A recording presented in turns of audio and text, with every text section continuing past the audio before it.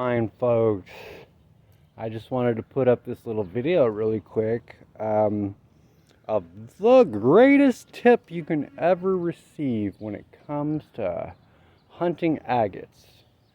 So if you're in agate country, and I'm in agate country, not only out in the wild, but here in the city, so we've got fill rocks that come from local places. And so this is my piece of advice. You're in a pile of rocks that you know might contain agates, or you're out there in the wild in an area that you know might contain agates. My piece of advice is to line up facing the sun while you're looking down at the dirt or the rocks. And the reason why is because of the cryptocrystalline structure of agates.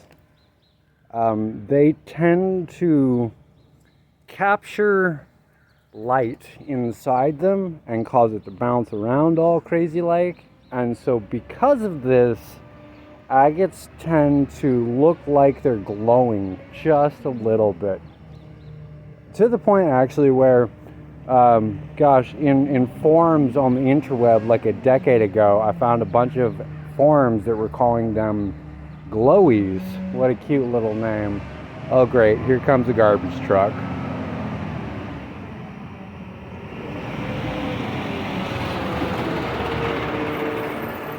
Okay, garbage truck was kind of past.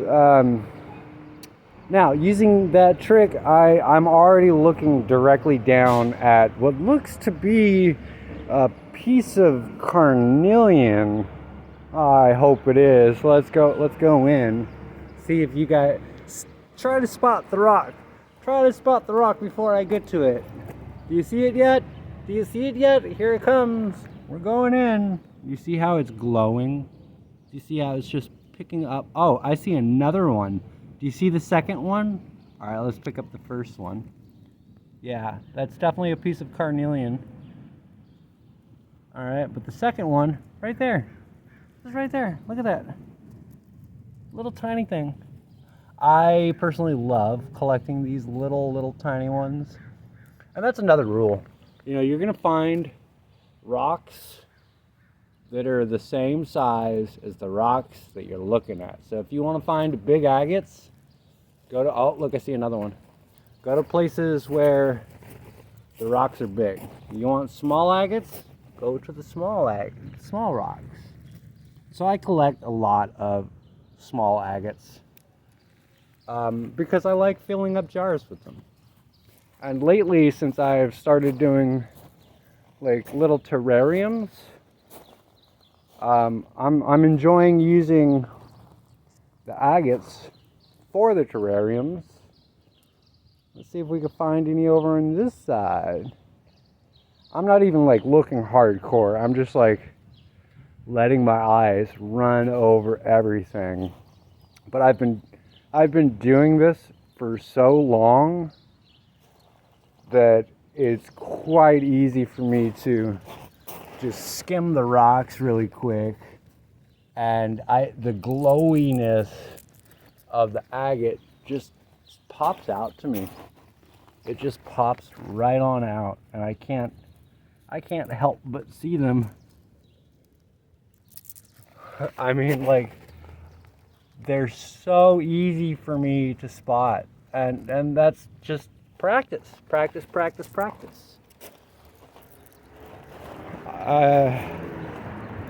And I guess, yeah, that's pretty much, you know, my like 2 tips for this particular video. If you want to find agates, just line yourself up directly with the sun. And if you want to find big agates, look in places there's big rocks. You want to find little agates, look in places with little rocks. Look at that though. This is my score. My little score from this little tiny amount of, and I'm sure there's plenty more. You know, I know that actually because this is the I want to say the third time in, oh, I dropped one. Oh, the first one I found. I want to say, yeah, this is like the third time I've looked in these rocks in the past, I don't know, 2 weeks. And each time I've walked away with a score roughly like this.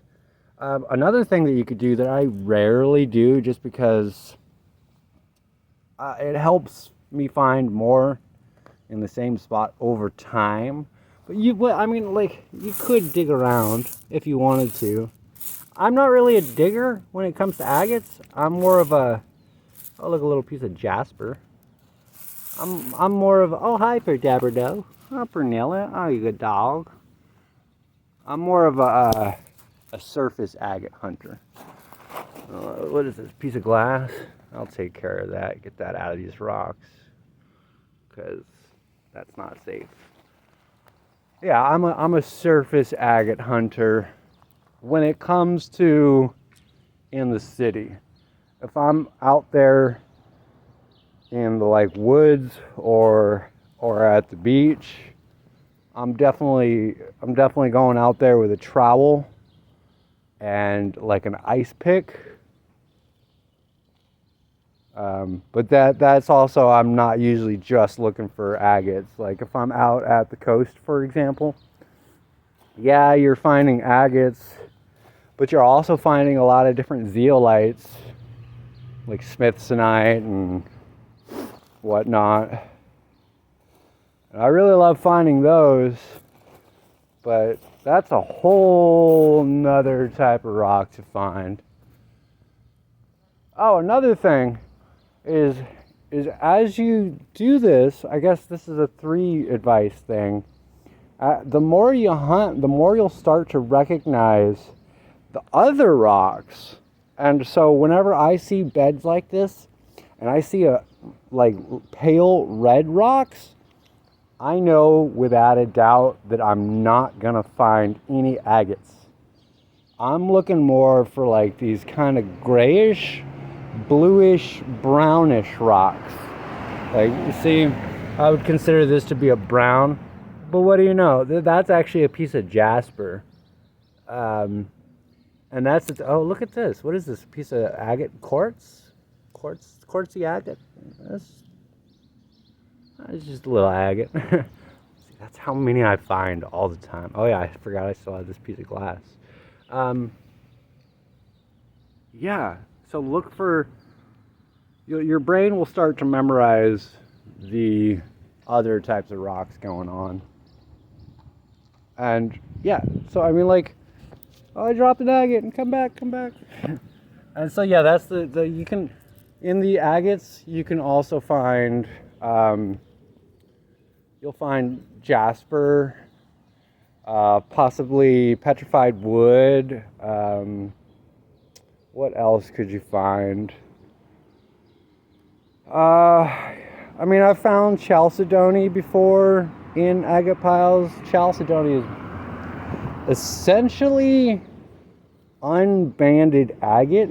It's like a single color generally. That's not always true.